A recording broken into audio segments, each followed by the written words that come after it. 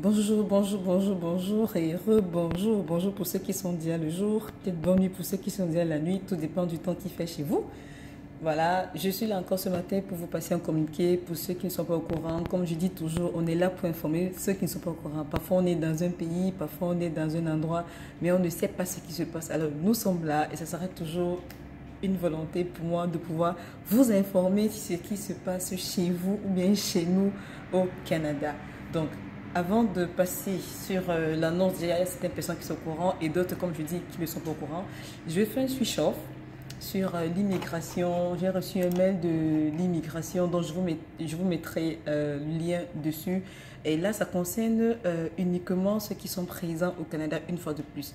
Donc ça c'est un mail de, enfin d'abord pour ceux qui ont reçu ou bien qui ont suivi le salon virtuel, la 9e édition du salon virtuel qui a lieu le 11, le 12 et le 13 novembre de cette année. J'espère que certains d'entre vous ont suivi ces conférences et vous avez tous reçu un mail disant que la Banque nationale du Canada simplifie votre vie. Ça, c'est pour ceux uniquement qui sont au Canada et qui sont installés depuis moins de 5 ans. Donc, si vous êtes au Canada et que vous êtes installé depuis moins de 5 ans, vous avez la possibilité de jouer à ce concours. Ça, c'est pas pour tout le monde, c'est uniquement ceux qui sont au Canada et qui sont déjà installés pour moins de 5 ans. Donc, ils demandent de participer au concours. Et puis, je vous enverrai aussi le lien pour que vous ayez la possibilité de suivre directement ce salon dans votre boîte et vous recevrez si vous participez, mais si vous voulez recevoir des mails concernant ce salon et tout ce que ça comporte autour, je vous enverrai le lien à l'intérieur pour que vous ayez la possibilité de pouvoir suivre en direct ou bien recevoir des notifications. Bon, moi, j'ai pas souscrit, mais le fait seulement d'avoir assisté à ces conférences, ce qui est bien avec les conférences, des salons virtuels qu'on demande de faire, c'est que de temps en temps, ils vous envoient toujours des offres qui vous permettent enfin, d'être dans le bon quoi. Aujourd'hui, comme je vous dis, le Canada a franchement besoin des gens. C'est vrai qu'il y a toujours dans la liste des points qui sont toujours encore à revoir et tout, mais je pense que, comme je dis toujours, on a le choix de certaines choses. Donc, du coup, moi, je pense que si nous voulons aller au Canada, si nous voulons arriver au Canada, il est important que nous puissions nous imprégner de leur vie, de comment ça se passe, de comment sera notre arrivée. Et puis, eux-mêmes, ils mettent en jeu tout ce qu'il faut pour que nous puissions arriver chez eux. Donc, comme je disais tantôt, il y a le salon virtuel de l'immigration et de l'intégration au Québec qui m'a envoyé un message. Certains d'entre vous ont déjà reçu son message. Donc, pour vous qui êtes déjà au Canada, bravo, c'est une bonne nouvelle. Et pour vous qui avez déjà moins de 5 ans, vous ne perdez rien à jouer à ce concours. Ils disent, courez la chance de remporter 5 000 $ pour vous installer encore plus confortablement au Canada, quoi. Je vous envoie le lien pour ceux qui n'ont pas encore le lien. Autant pour moi, c'est une bonne pour vous. Moi, si moi j'étais à l'intérieur et qu'on m'envoyait ce genre de concours, quoi. C'est vrai qu'il n'y a rien de gratuit à l'intérieur, mais vous ne perdez rien à faire des concours. Donc, recevez cet argent et installez-vous confortablement. Donc là, c'était juste entre parenthèses le salon des immigrations qui envoie un concours de la part de la Banque nationale du Canada, qui essaie de simplifier la vie à tout un chacun, quoi.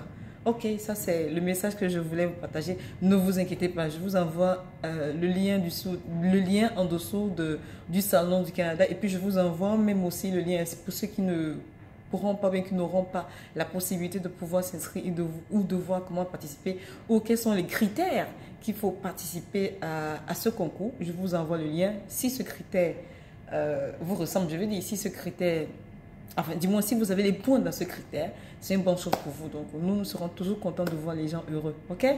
Donc, d'accord. Je vais passer rapidement à l'annonce qui m'amène aujourd'hui.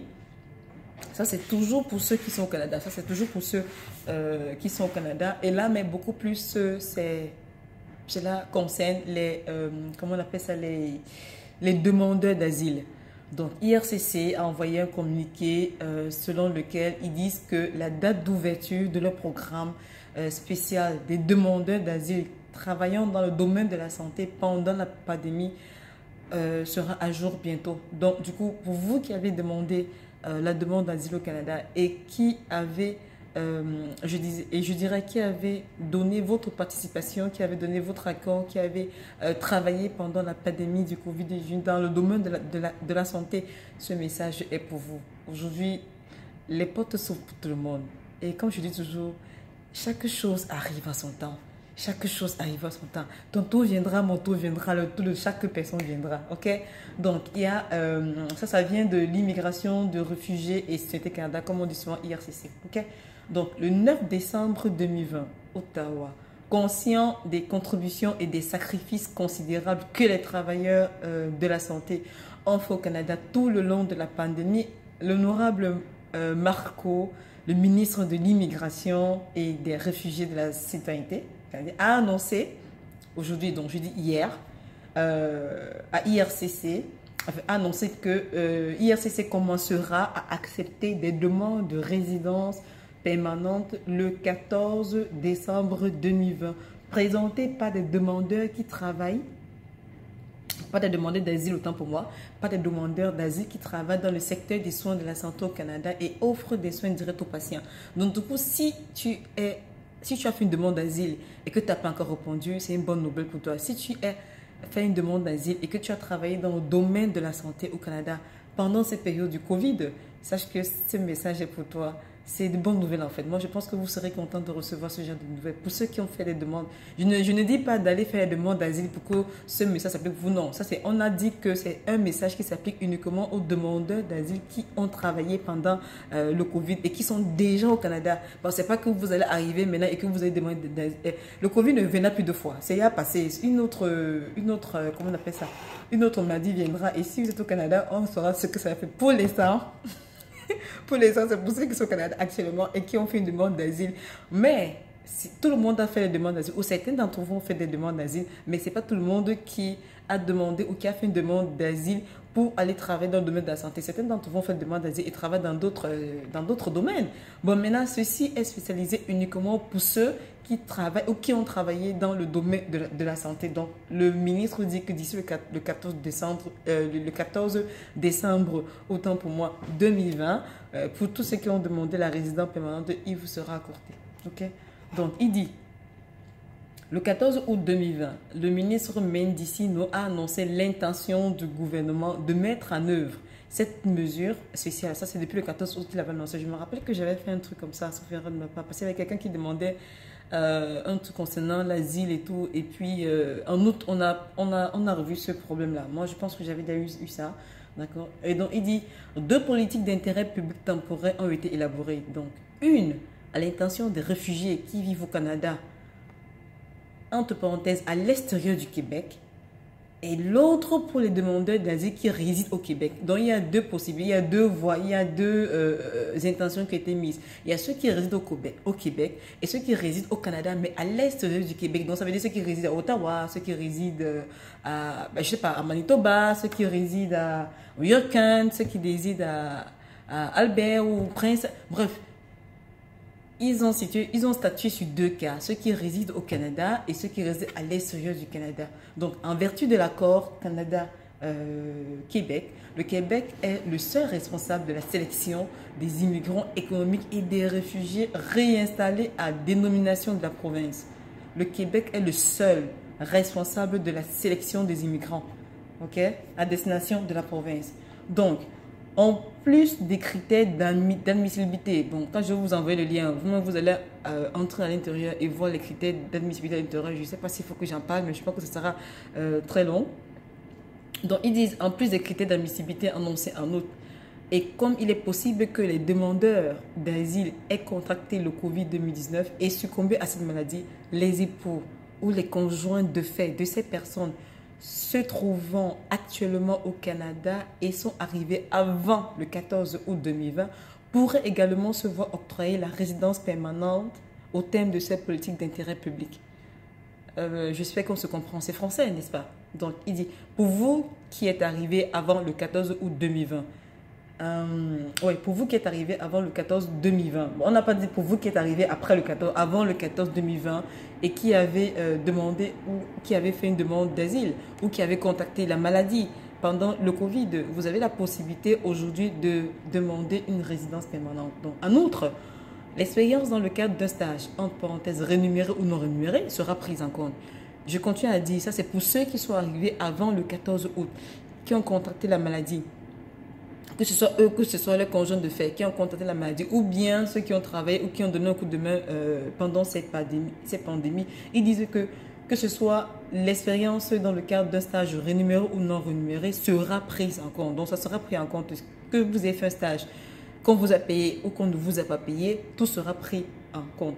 Tant qu'elle représente une partie, ça c'est un astérisque, donc elle sera prise en compte tant qu'elle représente une partie essentielle d'un programme d'études postsecondaires ou de formation professionnelle dans l'une des professions désignées, ou qu'il s'agit d'un stage effectué dans le cadre d'une exigence visant l'ordre professionnel et l'une des stages des professions désignées. Là, ils n'ont pas précisé les ordres professionnels, mais je pense que dans les critères d'admissibilité, vous allez voir ça à l'intérieur.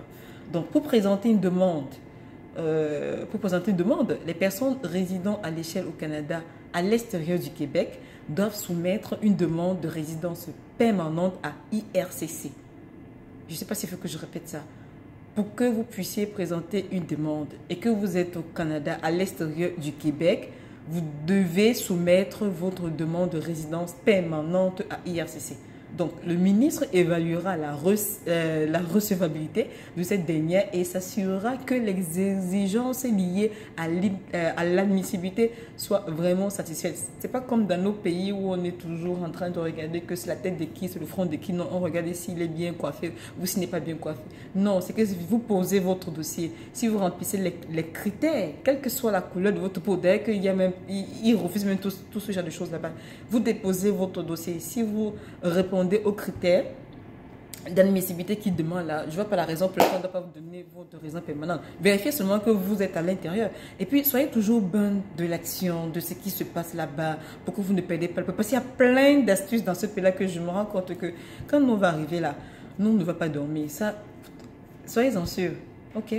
Donc, le ministère évaluera la recevabilité, comme j'ai dit, de cette dernière et s'assurera que les exigences liées à l'admissibilité soient vraiment satisfaites.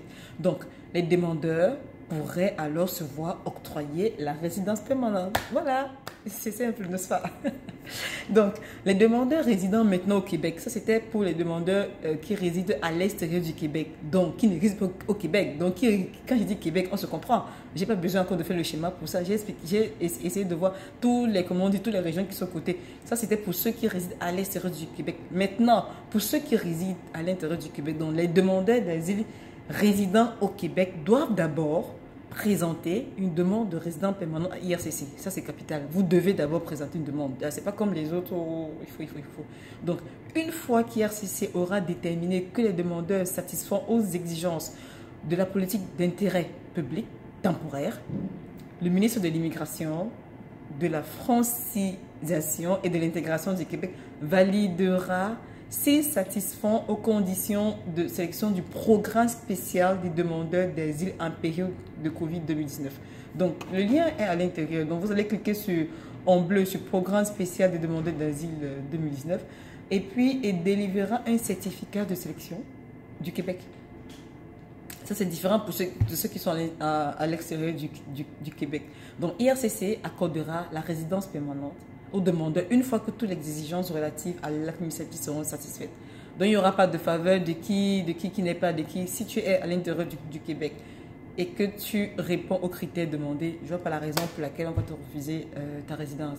Mon ami, il faut bien s'activer. Donc, les demandes seront acceptées du 14 décembre au 31 août 2021. Les demandes seront acceptées du 14 décembre au 31 août 2021. Donc, le demandeur principal peut indiquer les membres de sa famille au Canada dans sa demande. Tous les candidats devront satisfaire aux exigences existantes, autant pour moi, y compris celles liées à la criminalité et à la sécurité et à la santé. Donc, du coup, tout est fait pour qu'on puisse vous faciliter la vie pour ceux qui sont déjà là-bas. Ok, donc le programme des demandeurs d'asile, je ne sais pas s'il faut... bon, quand vous allez cliquer à l'intérieur, vous allez voir le parcours se fait en 3 étapes. Donc, vous allez d'abord télécharger le formulaire, vous allez rassembler tous les documents requis qu'on vous demande et puis vous allez transmettre votre demande. C'est pas compliqué. Si vous avez des soucis, à répondre et tout, nous sommes là pour poser des questions. On va vous aider à répondre. On a aussi notre ami Joël qui est à l'intérieur qui pourra aussi nous donner un coup de main par rapport à ça. Mais ce ne sera pas compliqué. Donc, je ne sais pas s'il faut dire la citation du ministre et tout. Donc, ce qui est sûr, c'est qu'il dit que le programme spécial des demandeurs d'asile en période Covid-19 vise à reconnaître la contribution. Ça, c'est la reconnaissance, en fait. C'est-à-dire que le Canada reconnaît tous ces gens, toutes ces personnes qui ont participé au Covid, tous ces gens qui ont donné le coup de main parce qu'il y avait vraiment pénurie des médecins, où tous étaient vraiment très confrontés à beaucoup de situations. On ne pouvait pas desservir tout le monde, mais il y a des personnes de bonne volonté qui ont dit, ok, d'accord. Dieu sait souvent comment guider les gens dans cette situation. C'est que nous, on a seulement peur et on se dit qu'on ne veut pas rester dans un pays illégal. Mais je suis convaincue que si j'étais restée dans ce pays au mois de mars et que j'avais peut-être demandé la demande d'asile, je ne sais pas, peut-être, je ne sais pas, peut-être j'aurais pu avoir le courage de faire une demande d'asile et je suis sûre que je serai parmi ces personnes, ça c'est sûr. Mais bon, tout ce que tu fais est bon et on continue. Donc, le programme spécial des demandeurs d'asile en période de Covid-19 vise à reconnaître la contribution exceptionnelle des demandeurs d'asile qui ont œuvré sur la première ligne auprès de nos malades et de nos aînés pendant la première vague de la crise sanitaire. Et nous tous, on sait comment c'était très difficile pour tout le monde. Okay? Fruit de la collaboration entre le gouvernement du Québec et le gouvernement fédéral, ce programme permettra de sélectionner ces personnes et de leur octroyer la résidence permanente. Ainsi, elles pourront poursuivre leur rapport essentiel en matière de soins de santé et de s'intégrer pleinement dans la société québécoise. Est-ce que ce n'est pas une bonne nouvelle ça? Ça, c'est ce qu'on appelle la reconnaissance en fait. Donc, ils disent que ils félicitent ces mesures spéciales pour les revendiqueurs du statut de réfugiés qui se sont mobilisés pour servir nos communautés en ces temps sans précédent. Donc, ensemble avec nos collègues fédéraux, provinciaux et territoriaux, nous nous efforçons d'aider les nouveaux arrivants à participer et à réussir au sein d'une société canadienne accueillante. Donc, vous aurez des faits en bref. Les personnes admissibles en vertu de ces politiques d'intérêt public doivent, entre autres, 1. Être demandeur d'asile dont la demande est en attente ou a été... Ça, c'est très important ce que je suis en train de vous expliquer là, ou je suis en train de lire, c'est très important. Donc, en bref, ils disent que les personnes admissibles en vertu de ces politiques d'intérêt, en outre, doivent 1. Être des demandeurs d'asile dont la demande est en attente ou a été déboutée, il veut dire, qui a présenté une demande d'asile avant le 13 mars 2020 et qui a continué à résider au Canada lorsque sa demande de résidence permanente en vertu de cette politique d'intérêt a été présentée. Avoir reçu un permis de travail après avoir fait la demande d'asile, avoir travaillé dans une profession désignée pour prodiguer des soins directs aux patients dans un hôpital, un établissement de soins de longue durée ou un foyer des services publics ou privés ou encore pour un organisme offrant des services de soins de santé aux aînés à domicile ou en établissement ou aux personnes handicapées dans les résidences privées. Donc, il faut aussi détenir un certificat de sélection du Québec si le demandeur a l'intention de rester au Québec ou de résider au Québec, autant pour moi. Il faut aussi satisfaire aux exigences existantes en matière d'admissibilité, notamment celles relatives à la vérification des antécédents criminels, à la vérification de la sécurité et à l'examen de santé. Donc, certains demandeurs d'asile ne seraient pas autorisés à présenter une demande, notamment ceux dont la demande d'asile a été jugée non recevable et n'a pas pu être déférée à la Commission de l'immigration et du statut de réfugié du Canada, ou ceux dont la demande a fait l'objet d'un désistement ou d'un retrait. Donc, si vous êtes dans cette catégorie, ce n'est pas la peine de penser à faire ces demandes-là. Si vous êtes dans cette catégorie, faites-le, vous ne perdez rien et vous attendez tout simplement. Donc, c'est ce que je voulais partager avec vous aujourd'hui, uniquement pour les demandeurs d'asile résidant au Canada. Okay? Si votre demande a été rejetée, ce n'est pas la peine. Si votre demande a été prise en cours et que vous avez déjà commencé à travailler, vous avez tous les critères que j'ai cités en dessous, c'est une aubaine pour vous de pouvoir être souriant parce que bientôt vous aurez la résidence permanente. Okay? Je ne voulais pas être long, c'est la pause. Et puis, je vous souhaite un bon appétit pour ceux qui sont déjà à table. Bon réveil matinal pour ceux qui viennent de se réveiller. Bon matin pour nos amis résidents au Canada ou pour les Canadiens. Et puis, je vous souhaite une bonne journée. Bye.